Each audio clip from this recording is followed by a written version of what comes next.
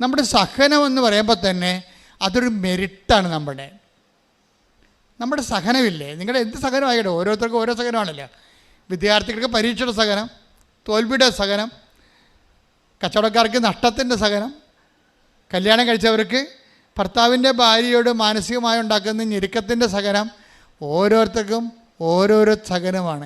ഈ സഹനമാണ് നമ്മുടെ മെരിട്ടെന്ന് പറയുന്നത്. ഉടമ്പടിയുടെ മെരിട്ടെന്ന് പറയുന്നത് എന്താണ്?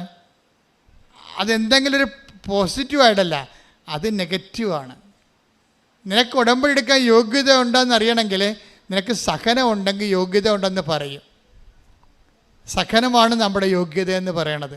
എന്ന് വെച്ച് കഴിഞ്ഞാൽ കർത്താവ് പറഞ്ഞാണ് സത്യം, ഇവിടെ എപ്പോഴും പാവപ്പെട്ടവരുണ്ടായിരിക്കും. ഈശോ സിസ്റ്റത്തെക്കുറിച്ച് ഈശോയോട് സംസാരിച്ചപ്പോൾ ഈശോ പറഞ്ഞത് എന്താണ്? പാവങ്ങൾ, ഇസങ്ങൾ മാറാം, ഭരണങ്ങൾ മാറാം, പാവങ്ങൾ എപ്പോഴും നിങ്ങളുടെ കൂടെ ഉണ്ടായിരിക്കും, അവരുടെ കൂടെ ഞാനുണ്ടായിരിക്കുമെന്ന്. കൈയടിച്ച് ശ്രദ്ധിക്കട്ടെ. ഹല്ലേലൂയ.